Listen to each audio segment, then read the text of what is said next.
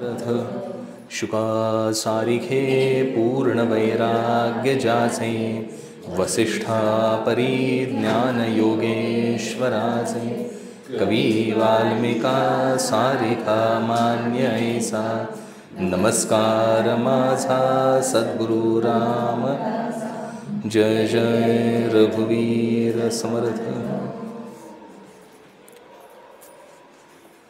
धायरी उपासना केंद्र आणि ह्या केंद्राच्या निर्मितीनिमित्त आपण समर्थांनी लिहिलेल्या करुणाष्टक सवाया आणि दैनंदिन उपासना ह्या संदर्भातल्या ज्या ज्या गोष्टी आहेत, ज्या ज्या आपण नेहमी म्हणतो त्याचा अर्थ आपण समजून घ्यायचा प्रयत्न करतोय, आपण चिंतन करतोय सगळेजण. आत्ता आपलं ह्या सत्रातलं अजयबुवांचं रामनामावली चालू आहे, ती राहिली अजून शिल्लक पुढची. अजयबुवा छानच सांगतात, उत्तम सांगतात, तर ते रामनामावली तेच कंटिन्यू करतील. म्हणजे त्यांनी जे आहेत, कारण ते छान त्यांचं रामकथा प्रसिद्ध आहे. त्याच्या रामनामावली संपल्यानंतर श्रीराम राम हे म्हणा असं एक छोटं 10 श्लोकांचं पद आहे, जे नित्य सज्जनगणावर म्हटलं जातं. त्याचं आपण थोडं चिंतन करायला जमलेलो आहोत. त्याचं चिंतन आपण करूया. तर प्रारंभ करण्यापूर्वी सर्वांच्या चरणी वंदन करतो आणि आता ह्या पदाचं आपण चिंतन प्रारंभ करूया. रामनामावली झाली की नंतर हे पद म्हणण्याची प्रथा उपासना, सायम उपासना सज्जनगणावर जी चालते त्याच्यामध्ये आहे.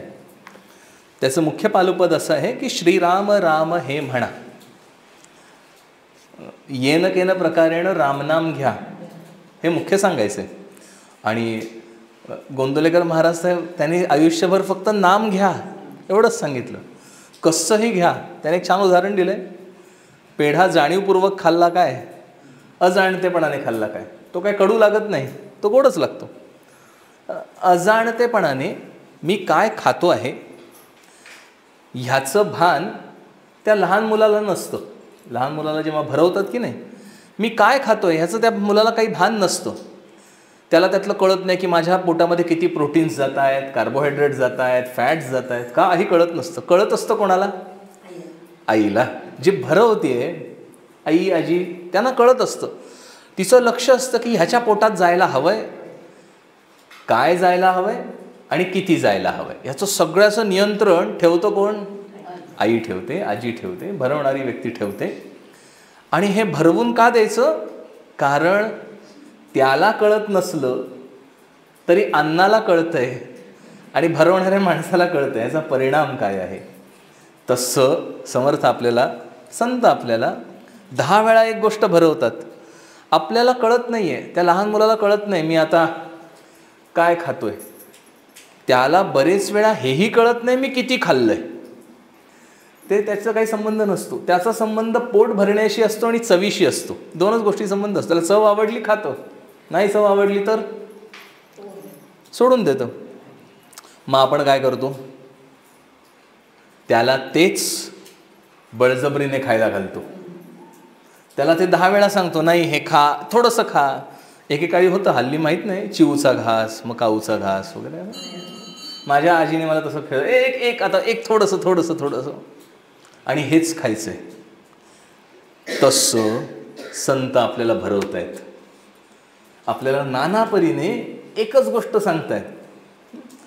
तर समर्थांनी मनाच्या श्लोकामध्ये रामनामाचं महत्त्व खूप सांगितलं आहे. भगवंताच्या नामाने प्रत्यक्ष माझ्या आयुष्यात घडतं काय, तर माझ्या आयुष्यामध्ये उपासना घडते. उपासनेचं फळ काय, तर भगवंताची प्राप्ती हे उपासनेचं फळ आहे. किंबहुना भगवंताच्या उपासनेने भगवंताची प्राप्ती.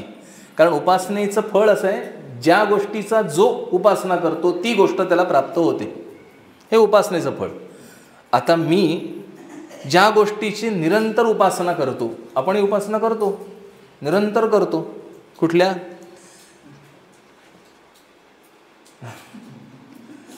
आपण उपासना करतो बरं का, आपण निरंतर करतो उपासना. जगामध्ये काय चाललंय करतो की नाही चिंतन त्याचं? जगात काय चाललंय? बऱ्याच जणांना सवय असते सकाळी चहाबरोबर पेपर वाचायची, नाही असते सवय. उठल्या उठल्या माझं चिंतन सुरू होतं जगात काय चाललं आहे. बरं, त्या जगात चालू असणाऱ्या गोष्टीचा माझ्याशी संबंध असतो का? काही संबंध नसतो. कुठून तरी दूरवरनं कदाचित येऊ शकतो, सामान्यपणे संबंध नाही. पण मी त्याचं चिंतन करतो, त्याच्यावर विचार करतो, त्याच्यावर माझा वेळ वाया घालवतो, हे सगळं करतो. त्याने मला साध्य काय होतं? मला त्यातनं साध्य काही होत नाही, कारण माझी उपासना पद्धत चुकते. त्यातनं मला साध्य काही करायला हवं असेल तर मला त्या पद्धतीने उपासना करायला पाहिजे. मला जर एखादी जगातली गोष्ट पटत नसेल तर त्याच्यावर उपाय माझ्या बुद्धीपुरेसर काढावा लागतो आणि त्याचा पाठपुरावा करावा लागतो. तर ती योग्य दिशेने केलेली उपासना त्यातने योग्य फलित. मी जी उपासना करतो ती अयोग्य पद्धतीने आहे आणि त्याचं फलित मला मिळत नाही. उदाहरणार्थ, आत्ता आपण आपल्या देशाने आपल्या शेजारच्या देशावर आक्रमण केलं, बास, दॅट्स इट. आता नाव मला पण माहिती आहे, मला माहिती आहे, पण त्याचं आपण चिंतन केलं, ते बघितलं, अयोग्य आहे का? योग्य आहे, ते योग्य आहे, चुकीचं काही नाही आहे. त्यांनी केलं ते योग्यच केलं. मी त्याच्यावर किती चिंतन करायचं हा आपल्या हातातला विषय आहे. त्याची इन्फॉर्मेशन घ्यायची नाही का? घ्यायची. त्याच्यावर चिंतन करत बसायचं नाही आहे, हा महत्त्वाचा मुद्दा आहे. उदाहरणार्थ, तुम्ही असं कधी बाजारात गेलाय आणि भाजीवाल्याच्या समोर उभं राहून चिंतन करत उभं राहिलाय, कुठली भाजी घेऊ, असं होतं का हो? असं झालंय कधी? गेलाय समोर, कुठली भाजी आवडली, त्याच्यावर क्रिया, इमिजिएट ॲक्शन. आता मला सांगा, मी तिथे उभा राहिलो आणि आता ही घेऊ का ती घेऊ का ती घेऊ, 2 तास माझा विषय चालू आहे. मला काय म्हणाल तुम्ही? म्हणा वेडा, मूर्ख किंवा वेडा, तत्सम काहीतरी म्हणाल की नाही का? कारण त्याच्यावर माझा उपाययोजना काहीही नाही आहे. चिंतन चालू आहे. त्याच्यावर उपाययोजना मला करता आली पाहिजे. मला इन्फॉर्मेशन घ्यायची आहे.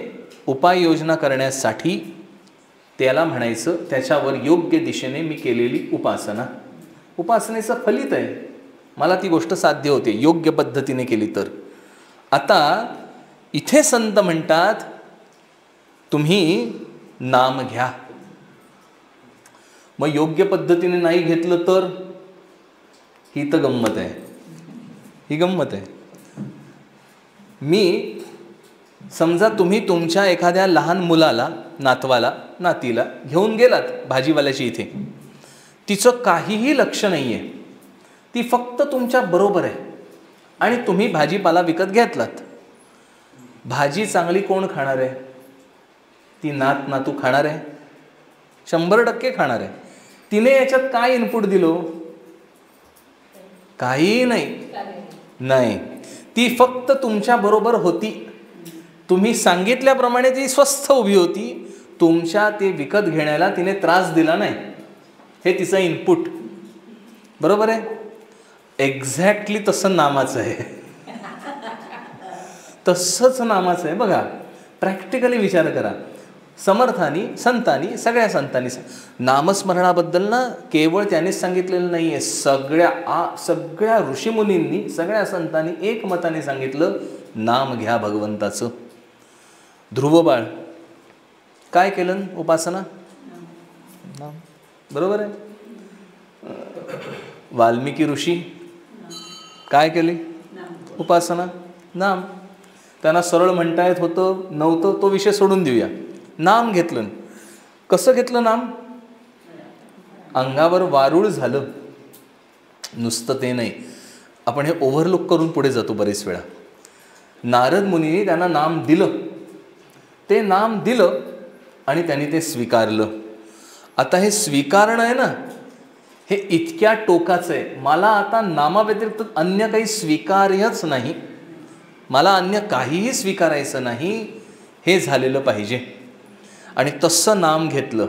पण ते सुरुवातीला घेतलं का हो? नसेल कदाचित. कारण असं आहे, ज्या प्रांतातून ते आलेत त्या प्रांतातून तो विषय चिंतन होणे कदाचित घडलं असेल, पण त्यांना जो धक्का बसला की नाही, धक्का बसला, त्याने विचारायला गेले कुटुंबाला की मी जे पापकर्म करतोय त्याच्यात तुम्ही सहभागी व्हाल का? ते नाही म्हणाले. म्हणजे नामावर निष्ठा केव्हा बसली? बास, तुम्ही म्हणालात बरं झालं. धक्का बसला म्हणजे अपेक्षा भंग झाला. कशातून? ह्या प्रापंचिकातून आनंदाच्या अपेक्षेचा भंग होत नाही तोपर्यंत मन तिथेच गुंतून राहतं, ते परावृत्त होत नाही. आणि मग त्याला कळतं ह्याच्यात काही नाही. बरोबर आहे?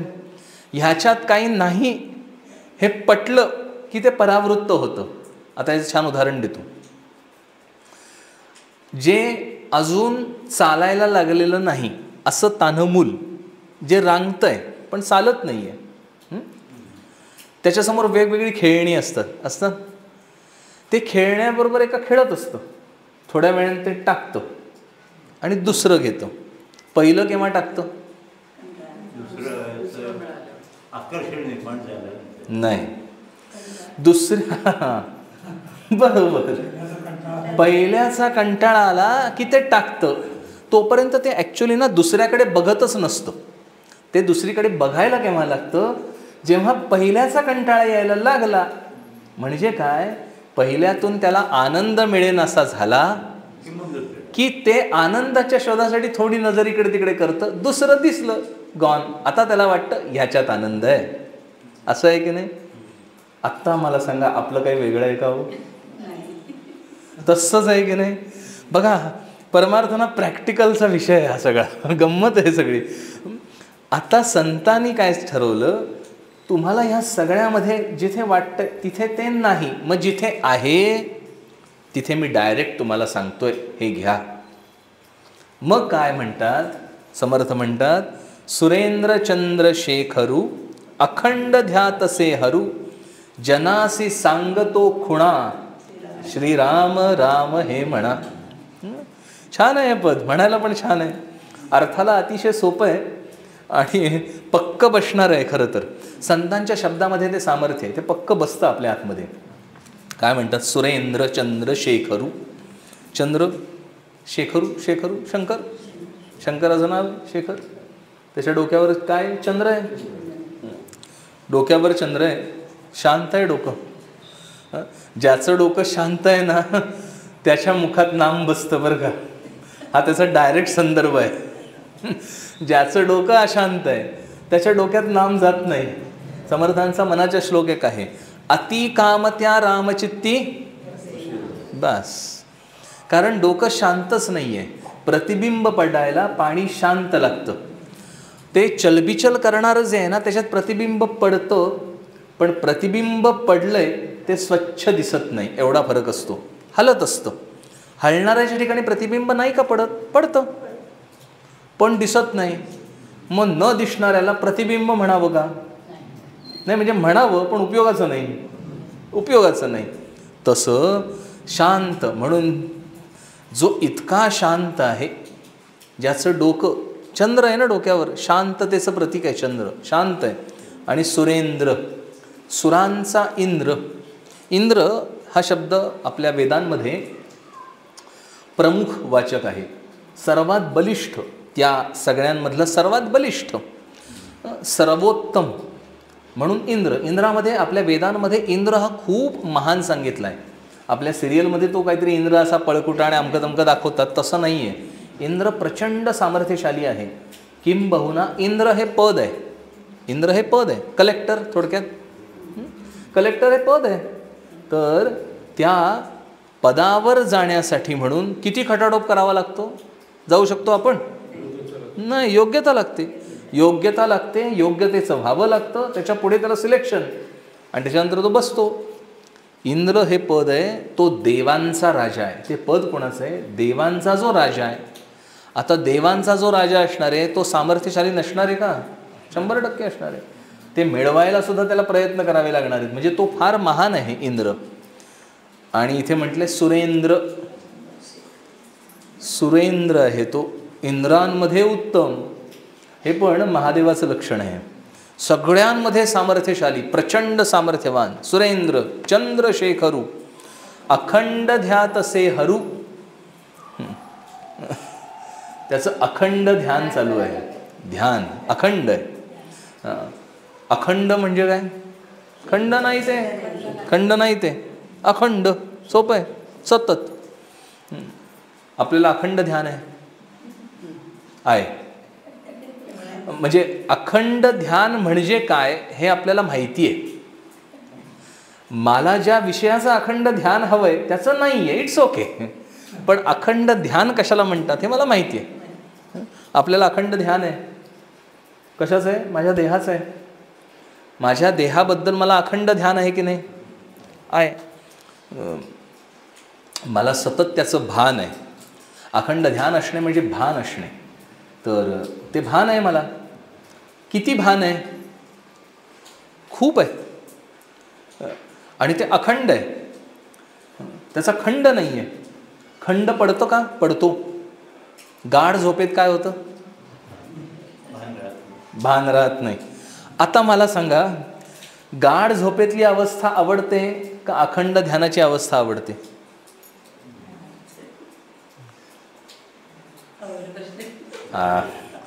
काय विचित्र प्रश्न आहे हा. विचित्र प्रश्न आहे हा. अखंड झोपे म्हणजे गाढ झोप मला आवडत नाही म्हणावं? झोपता का? झोपेची गरज असता का माने? आणि जर देहाचं भान नकोय, झोपलेली अवस्था आवडते, तर जागृतीला आल्यानंतर कशाला मिरवता मग? म्हणजे माझ्या कुठल्या तरी विस्मरणात मला आनंद आहे आणि माझ्या कुठल्या तरी स्मरणात मला आनंद आहे. आता फक्त ह्या जागांना मॅच करायच्या आहेत. आणि त्याला म्हणायचं साधना. ह्या जागा मॅच करायच्या आहेत. एक छान ओवी आहे. श्रीधर स्वामी त्याचं चिंतन करत असत. आशीर्वाद नावाचं पुस्तक आहे, जगन्नाथ स्वामींचं ते आहे. त्याच्यामध्ये एक ओळ आहे. निद्रे माझी निवृत्त अससी, जागेपणी हो तसा. खूप छान आहे. निद्रे माझी निवृत्त अससी, जागेपणी हो तसा. हे झालं की जमलं आहे की नाही? आपण सगळेजण जागेपणी भानात असतो आणि निद्रेमध्ये भानात नसतो. निद्रेमध्ये मी भानात नसतो याचं भान असतं का? नाही. मग ते करायचं कसं? ते साध्य कसं करायचं? मला कुठल्याही या विषयांच्या ठिकाणचा मोह, माझ्या देहासकटचा, याचं अटॅचमेंट सुटली की ते साध्य झालं. आणि ते कसं साध्य होईल? त्याचा उपाय म्हणजे हे पद आहे. त्याचा उपायच हे पद आहे. इथे म्हणतात अखंड ध्यातसे हरू. त्याला अखंड ध्यान आहे. मला देहाचं अखंड ध्यान आहे, त्याला त्या नामाचं अखंड ध्यान आहे. ध्यान कशाचं करायचं? तुम्हाला माहिती आहे का? ते बघा ना, लहान मुलं असतं की नाही, एखादी गोष्ट आवडते तर त्यांना ती डोक्यात बसलेली असते. सारखं तेच मागत राहतात. का मागत राहतात? त्यांच्या डोक्यातनं ती जातच नाही. आपली पण मागणी मोठी असते. आपला आणि त्यांच्यातनं थोडाच फरक आहे, पण त्याने बराच फरक पडतो आयुष्यामध्ये. कसं सांगतो? माझी मागण्यांची लिस्ट खूप असल्यामुळे मला एका गोष्टीचं भान राहत नाही, मल्टिपल भान राहतं. अनेक गोष्टी मागायच्या असतात. त्या लहान मुलाला कसं एकच गोष्ट हवी आहे. So he is very focused. तो फोकस्ड आहे. तो एकच गोष्ट 10 वेळा मागत राहतो. आपण अनेक गोष्टी हव्या असतात. अहो ते कशाला? आता बघा, मला इथे येण्यासाठी पाऊस थांबलेला असेल तर बरा वाटतो की नाही? सो मला लिफ्ट मिळावी हे पहिलं मागणं. दुसरं मागणं खाली आल्यानंतर पाऊस थांबावा. तिसरं मागणं प्रवचन वेळेत संपावं. आमच्या मागण्या बदलत राहतात. त्यामुळे आपण फोकस नाही. लहान मुलाला ह्यातलं कुठलंही मागणं नसणार आहे. त्याने जे एक डोक्यात घेतलंय तेवढंच, एकच डोक्यात. आता जे एकच डोक्यात राहतं ना, त्याने ते प्राप्त होतो. तो 10 वेळा मागितल्यानंतर आपण वैतागतो आणि त्याला देऊन टाकतो, घे बाबा. तसं भगवंत आहे. तुम्ही एकच मागणं जर ठेवलं, आपण मल्टिपल मागणं मागतो देवाला. मला सुखी ठेव एवढ्यावर आपलं मागणं थांबतं का कधी? म्हणजे सुख हवंय, पण माझं मागणं तेवढ्यावर नाही थांबत. मी त्याच्यात ना स्पेसिफाय करतो, मला सुखी ठेव म्हणजे आत्ता मला काय काय हवं आहे. मला काय नोकरी लागू दे, लग्न होऊ दे, आमचं एव्हरीथिंग. सो मी पहिलं वाक्य ठेवतो देवाला, मला सुखी ठेव, पण माझ्या सुखाची संकल्पना आत्ता एवढी आहे. कुंतीने मागणं मागितलं, मला तुझं स्मरण राहू दे. आणि स्मरण राहण्यासाठी काय करशील, मला दुःखात ठेव बाबा, मला दुःखात ठेव. काय मागणं आहे, जावा बघू देवासमोर, इथे मारुती मंदिर आहे, जावा जाता आता मागणं मागून जावा. बी प्रॅक्टिकल आहे की नाही. जावा जाता आता मागणं मागायचं, देवा रे मला दुःख चालेल पण तुझं स्मरण राहू दे. धाडस असेल तरच मागा बरं का, म्हणाला चुकून न जर तथास्तु. धाडस असेल त्याने जाऊन मागायचं. धाडस पाहिजे, परमार्थाला धाडस पाहिजे. ते गोंदवलेकर महाराज शिष्य होते, प्रल्हाद महाराजांचे गुरु, नाव मी विसरलो ना. तर ते शिष्यत्व पत्करायला आला ना की ते सांगायचे, तुझी नोकरी जाईल, तुझं अमकं होईल, तुझ्या आयुष्यामध्ये सगळं दुःख सुरू होतील. त्यामुळे 90% निघून जायचे.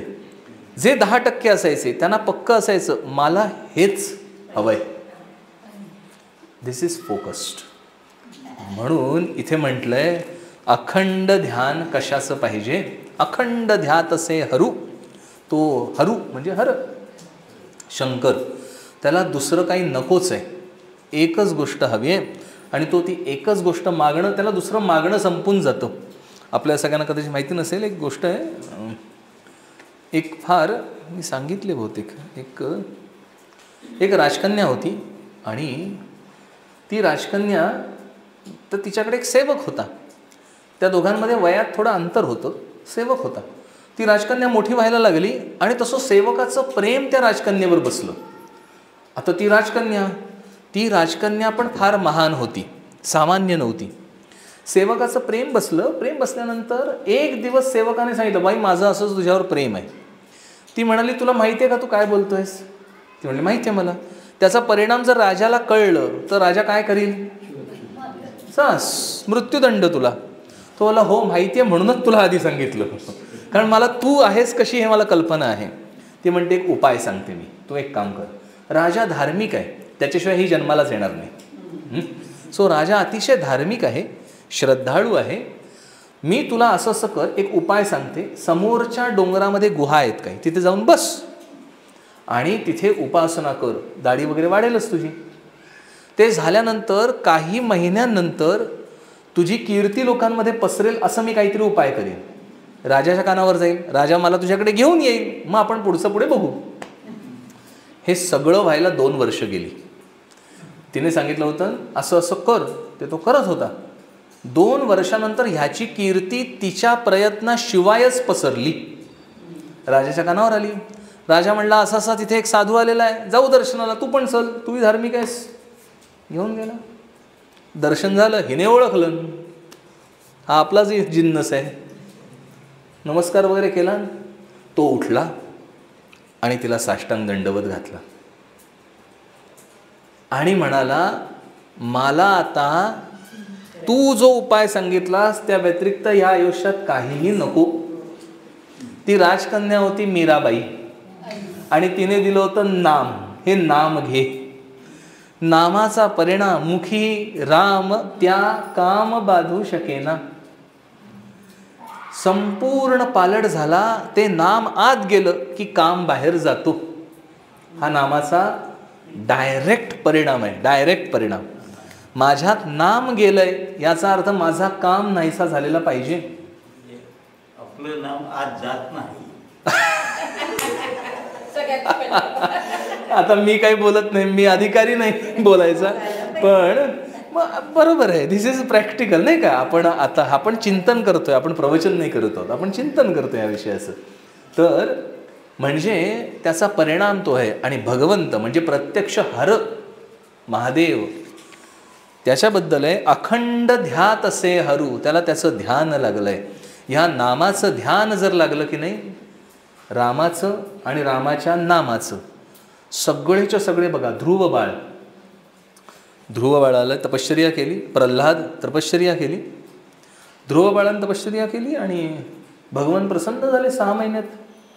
6 महिन्यामध्ये नारद मुनींनी दिलेलं नाम बघा. गंमत काय आहे, ध्रुव बाळाला पण नारद मुनींनीच नाम दिलं आहे आणि वाल्मिकी ऋषींना पण नारद मुनींनीच नाम दिलं आहे. कारण नारद हे इतके महान आहेत, भक्तीचे आचार्य आहेत, अखंड नाम आहे त्यांच्या ठिकाणी दुसरं काही नाहीच. नारायणाव्यतिरिक्त अन्य काही नाही, नारायण नामाव्यतिरिक्त काही नाही. आणि आपल्या सगळ्यांना माहिती आहे ती गोष्ट, कदाचित मारुती रामाचं दगड तो टाकतो तो बुडतो, माहिती आहे गोष्ट ती, माहिती आहे. राम दगड टाकतो तो बुडतो. आता मारुती त्याच्यावर राम लिहितो, तो दगड टाकतो बुडत नाही. तर राम म्हणतो हे कसं काय रे, मी नुसता दगड टाकला, माझं नाव दगडावर कोरलं गेलं तर तो दगड तरंगतोय, पण मी स्वतः जर दगड टाकला तर नाही तरंगत. मारुती म्हणतो प्रभो तुमच्या नामाचं महत्त्व एवढं आहे की दगड तरंगणार आहे. मग म्हणे माझं महत्त्व नाही. ते म्हणे प्रभो तुम्ही ज्याचा त्याग कराल तो कसा तरंगेलो, तो बुडणारच आहे रसातळाला. तुम्ही कोणाचा त्याग करू नका, तुमचं नाम बाकीच्यांना उद्धरेल. ही गोष्ट आहे, ही काही कुठल्या ह्याच्यातली गोष्ट नाही, उदाहरण देण्यासाठी आहे फक्त. त्याचं नाम, त्याचं अखंड ध्यान. आणि अखंड ह्या शब्दाने खरोखर नामाचा विसर नाही आणि नाम ज्याचं आहे त्याचा विसर नाही असं झालेलं पाहिजे. म्हणून समर्थांनी नामस्मरणाच्या समासामध्ये सर्वात शेवटी सांगितलं आहे, म्हणून नाम अखंड स्मरावे, रूप मनी आठवावे. नुसतं नाम नाही आहे, रूप मनी आठवावे. नामाबरोबर त्या नामीचं रूप आणि त्याचं गुण हे माझ्या आत भिनलेलं पाहिजे. मी त्याच्याशी एकरूप झालेलो पाहिजे. एकरूप होणे म्हणजे काय सांगतो. सकाळी सकाळी उठल्यानंतर चहा पिता, बी प्रॅक्टिकल नाही का, पितो. कसं पिता, आधी आपण पाणी पितो. पाणी कसं पितो, चहासारखं पितो, गडगड गडगड पितो. चहा तसा पितो, सिप बाय सिप, एक एक घोट घेतो की नाही. काय करतो त्या वेळात आपण, त्या चहाचा आनंद घेतो, प्रयत्न करतो. त्याच्यात काही नाही त्याच्यात, पण सिप बाय सिप आनंद घेतो. नाम तसं घ्यायचंय. आपण जे सुसाट सुटल्यानंतर नाही, नामात रंगायचंय, ते रंगणं पाहिजे. मी सुसाट माळाच्या माळा ओढलं, ते पाणी प्यायल्यासारखं आहे, मी रंगलो नाही त्याच्यात. नामात रंगणे याचा अर्थ नाम आणि नामी ह्याचंच फक्त भान राहणे, मीच भान नाहीसं होणे. नामात रंगलं पाहिजे. त्याच्यामध्ये रंगलं तर नामाचा परिणाम आहे ना. म्हणजे ते वस्त्र असतं की नाही, ते डाय करतात. ते डाय वस्त्राला कुठल्या होतं, ज्याच्यात खळ नाही आहे त्या वस्त्राला डाय होतं. खळी शिवायचं वस्त्र असतं ना, ते आत टाकतात, कारण ते सगळं ॲब्सॉर्ब करतं. जे ॲब्सॉर्बच करू शकत नाही त्याला काही रागच नाही. मी नाम ॲब्सॉर्ब करायचे म्हणजे माझ्या ठिकाणी दुसरं काही ॲब्सॉर्ब होता कामा नाही. ते ॲब्सॉर्ब करणं किती अखंड भान आहे. अखंड ध्यात असे हरू, जनासी सांगतो खुणा. कसल्या खुणा, खूण म्हणजे काय, बुवा तुम्ही इथून पुढे गेलात ना की अजून पुढे जा, मग तिथे एक मारुती मंदिर लागेल, त्याच्या समोरचा हॉल, बरोबर आहे. मग मारुती मंदिर आहे काय, खूण म्हणजे काय, काहीतरी आहे. खूण म्हणजे काय, काहीतरी आहे. पक्क समजण्याचं ठिकाण, पक्क समजण्याचं ठिकाण. जे ठिकाण मला अज्ञात आहे पण त्या ठिकाणात जवळची एखादी वस्तू जी मला पारंपरिक पद्धतीने ज्ञात आहे त्याला म्हणायचं खूण. कठीण आहे, सोपं उदाहरण सोपं आहे की नाही. मारुती मंदिर, मग आता हेच मारुती मंदिर आहे का हो, मी हे बघितलं होतं. मी आता पहिल्यांदा आलो धरूया, इथे आलो, मारुती मंदिर मला माहिती आहे का इथलं कुठलं, काहीही माहिती नाही. मला मंदिर माहिती आहे, पूर्वी कुठली तरी मंदिरं बघितलेली आहेत, त्याला कळस असतो.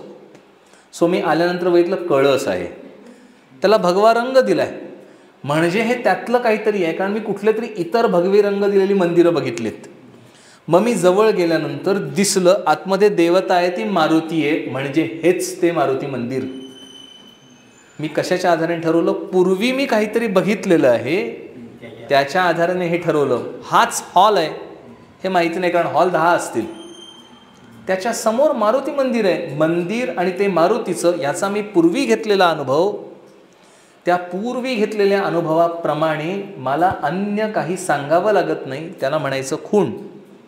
तू इथून समोर गेलास की नाही, की तुला तिथे गेट लागेल. गेटच्या उजव्या हाताला तू वळलास की तिथे पहिलं दुकान. आता गेट मी बघितलंय नाही, पण मी अन्य गेट बघितलेली आहेत. त्या ज्ञानाच्या आधाराने मी तर्क बांधू शकतो, हेच ते गेट. That's it. आता इथे त्याला खूण म्हटलंय, मग कशा संदर्भ आहे? जनासी सांगतो खुणा. खूण नाही, खुणा. अनेक विध खुणा सांगतो. किती खुणा, कसं कराल, कशा प्रकारे कराल, जे तुमच्या अनुभवाच्या प्रांतातलं आहे त्यातलं मी तुम्हाला सांगतोय, त्या खुणा सांगतोय. आपण अनुभव घेतलाय. गाढ झोप लागते ना, तसं घडतं बघा. गाढ झोपेचा अनुभव आहे, मला बरं वाटतं, छान वाटतं, तसं आहे तिथे जायचं आहे. ही खूण आहे. रंगणे. चहाची काय आहे? खूण आहे. आपण चहा पितो, त्याच्यात रंगलो. मी नामात रंगलोय का? नाही. मी नाही म्हणू की हो म्हणू? तर बी प्रॅक्टिकल, आपण आपल्याशी प्रामाणिक राहूया. तर मी नामात नाही रंगलो, पण मी कशात तरी रंगलोय. ती खूण आहे. हे असं रंगणं आहे. आता ते मला नामात अप्लाय करायचं आहे. ती खूण.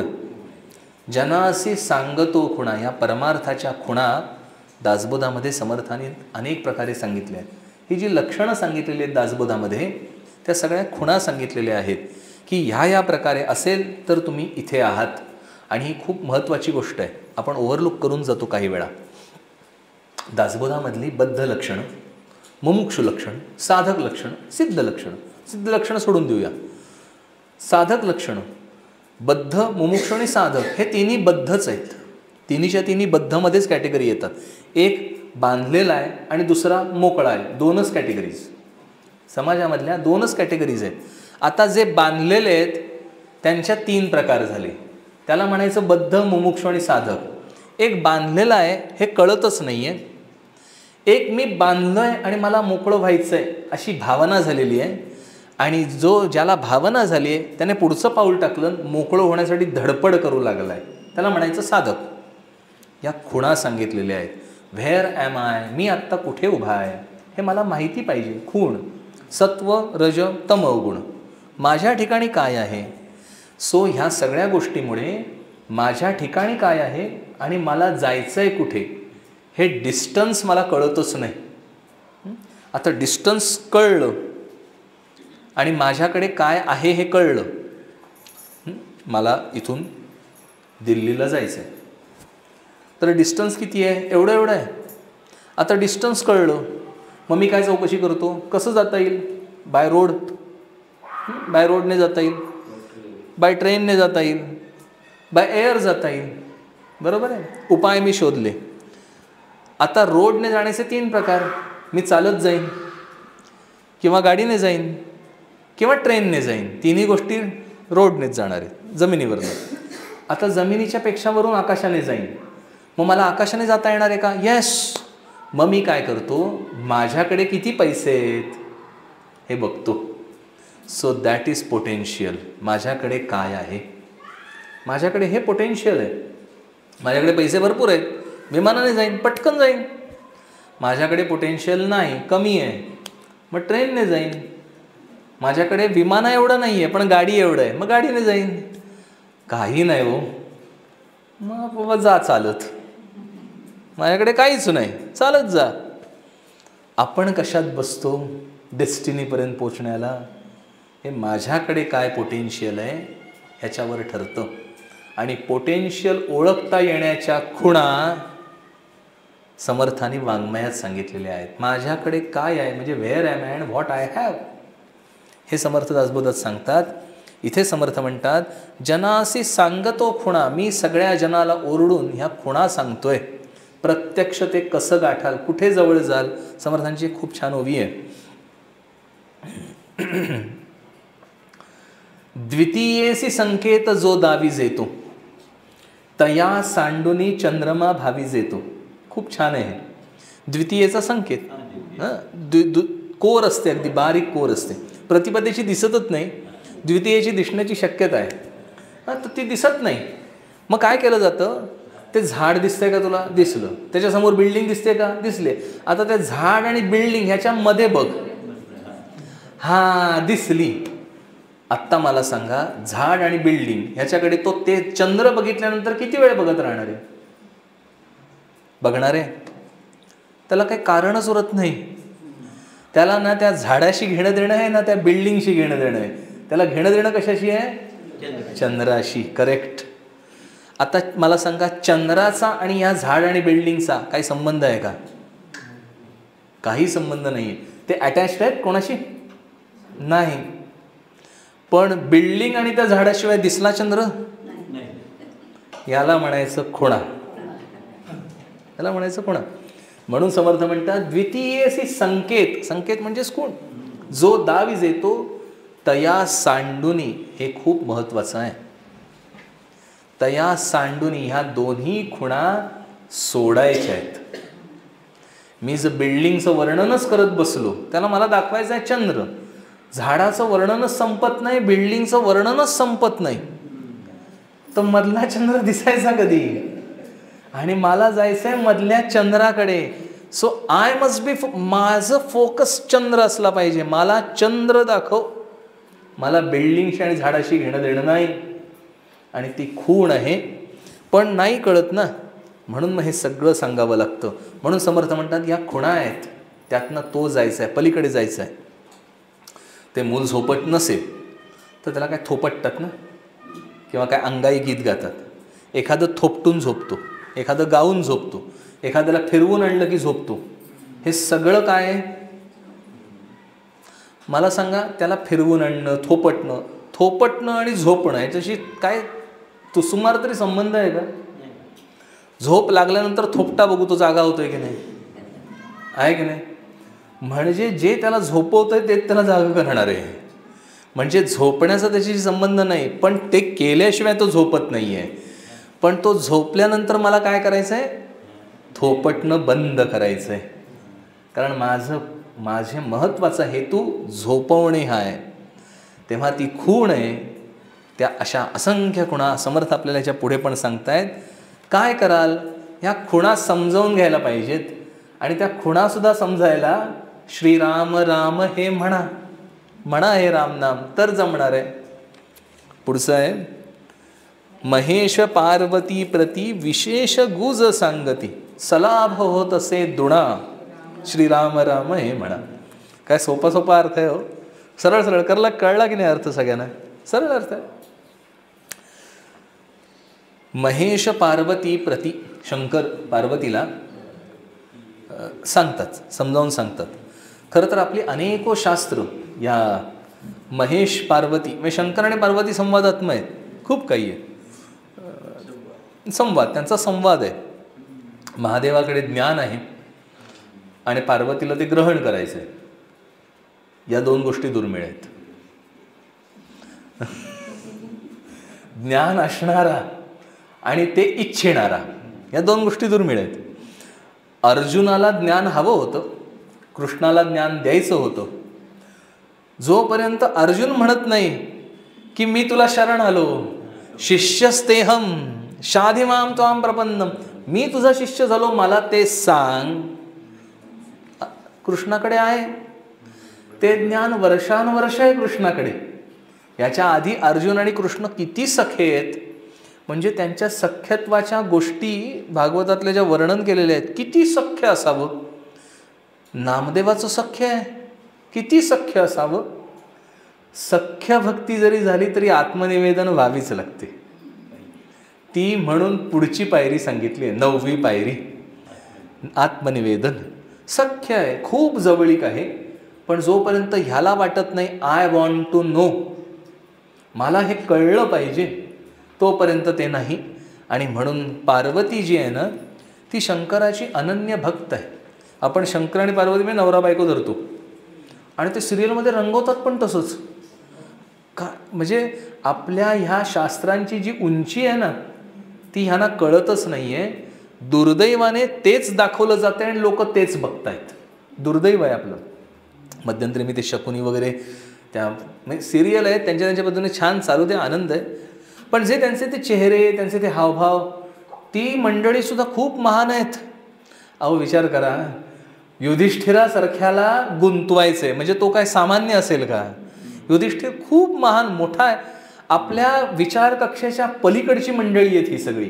आपण हल्लीच्या विचारकक्षेप्रमाणे त्यांना आणायचा प्रयत्न करतो. धिस इज ॲब्सोल्युटली रॉंग, चुकीचं आहे हे. ती फार महान आहेत, महान माणसं. रावण प्रचंड सामर्थ्यशाली आहे. अहो ज्याला मारायला भगवंत अवतरला आहे तो काय सामान्य असणार आहे का? म्हणजे त्याला असं अतिशय विद्रूप आणि असं हे जे दाखवतात की नाही, ह्यापेक्षा त्यांची योग्यता, सामर्थ्य प्रचंड आहे. त्यांचा ऑरासुद्धा प्रचंड महान आहे. असामान्य आहेत ही मंडळी. ती असामान्य आहेत म्हणून त्यांना मारण्यासाठी त्यालाच यावं लागलं. सामान्य माणूस मारूच शकत नाही. मुद्दा काय चालला आहे आपला, की ते समजून घेणं असामान्यता आहे. आणि म्हणून महेश पार्वती प्रती, पार्वती ही शंकराची अतिशय एकनिष्ठ भक्त आहे, पहिली भक्त आहे ती. मग ती त्याची पत्नी आहे आणि आपण धरतोय तसं. तेव्हा तिची इच्छा आहे. कसली इच्छा आहे? पार्वती प्रती विशेष गुज सांगती. हे गुज सांगणं आहे, मर्म नेमकं सांगणं आहे. मी मागे एकदा उदाहरण दिलं होतं. तो नेमकेपणा सांगणं जे आहे ना, त्यापेक्षा ते अनुभवायला देणं आहे. हे गुज सांगणं म्हणजे ते अनुभवायला देणं असतं. मागे एकदा मी उदाहरण दिलं होतं. पोळीसाठी लागणारी कणिक, ते एका विशिष्ट प्रकारचं टेक्स्चर त्याला यावं लागतं ना. तो मऊपणा एक विशिष्ट प्रकारचा असतो. तो सांगा बघू फोनवर तो मऊपणा समजावून एखाद्याला, प्रयत्न करून बघा. नाही येणार. ते अनुभवायचं. आता ते जर तुमच्या बाजूला कोणी उभा आहे तर तुम्ही काय कराल? ती कणिक मळून दाखवाल. धरून 2 पातेल्यांमध्ये दोघांनी कणिक मळली.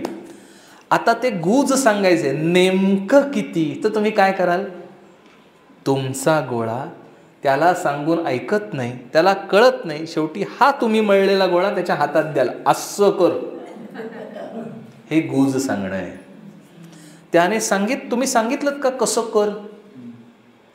सांगता आलं शब्दाने? ते नाही, पण त्याच्या प्रत्यक्ष अनुभवायला त्याला दिलत.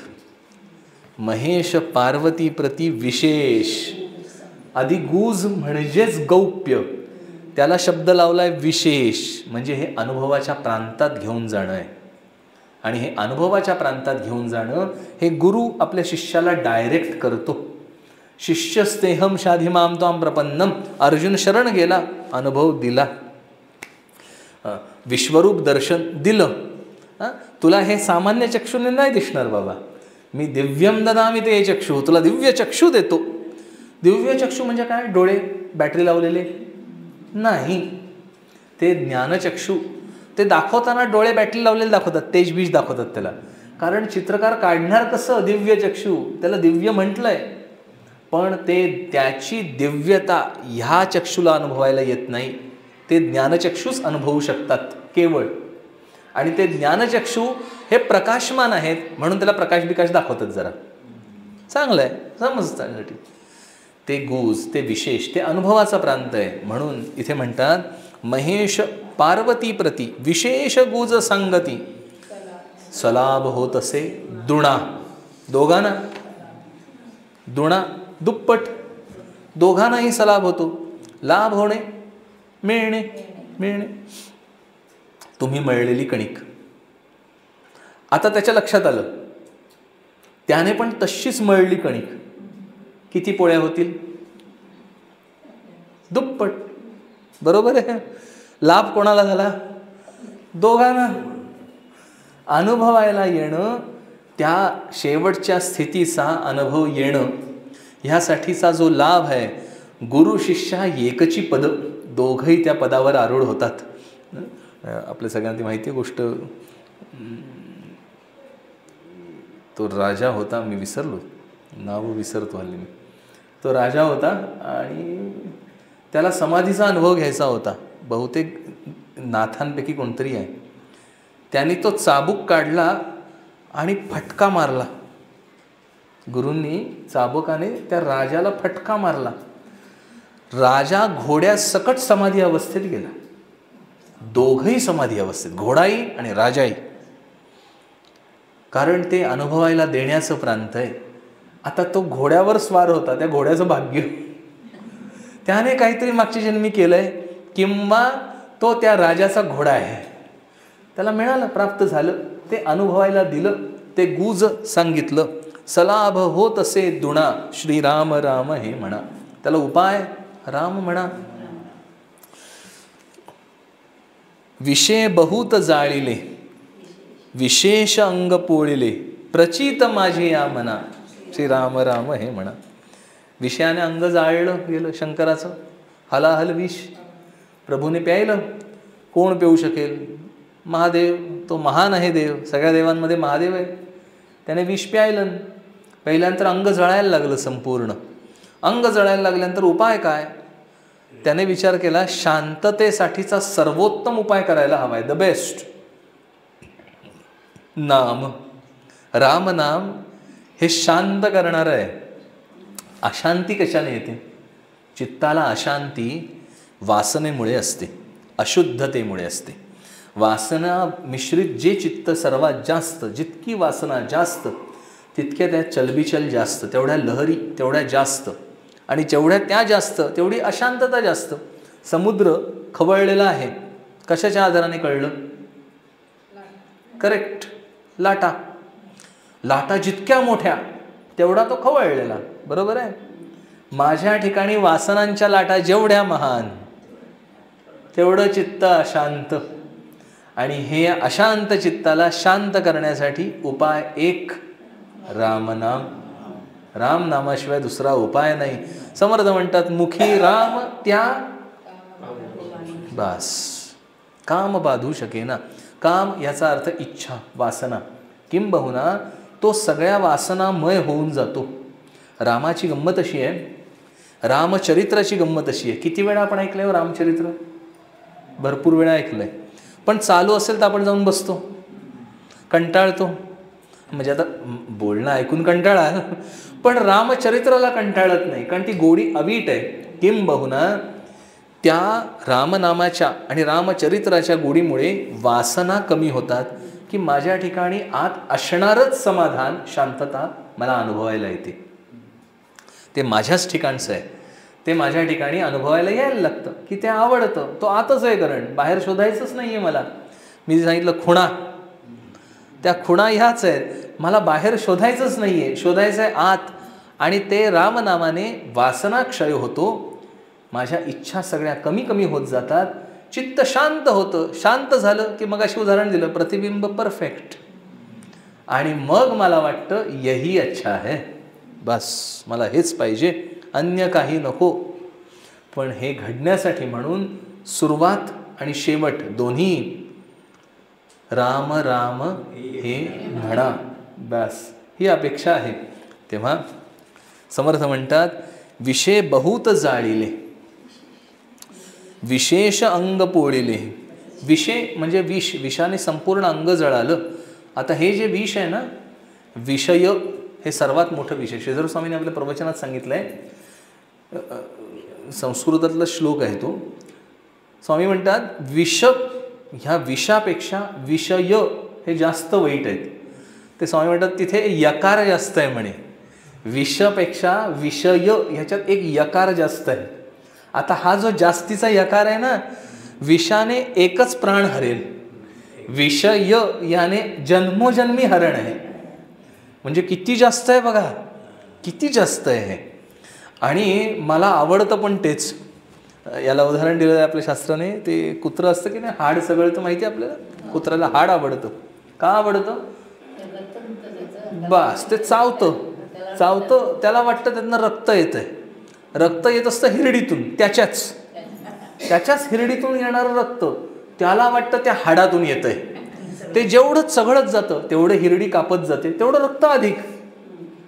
वेडा आहे की नाही? म्हणा त्याला वेडा. असंच आपलं आहे.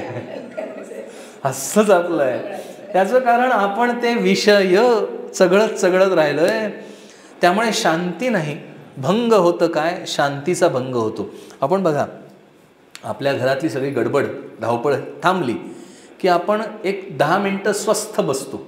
धरून चला, एखादा मोठा कार्यक्रम, सेरिमनी आपल्या इथे झाला, कार्यक्रम झाला, सगळे आलेले पाहुणे गेले, अजून आवरावरी करायची, तरी आपण स्वस्थ खुर्चीत जाऊन बसतो की नाही? का बसतो? हुश. हे जे हुश आहे की नाही, बस शांत. जर तुम्हाला शांतीच हवी होती, केला कशाला कार्यक्रम? बरोबर आहे. असं कसं बुवा, कार्यक्रम केल्याशिवाय? एक्झॅक्टली.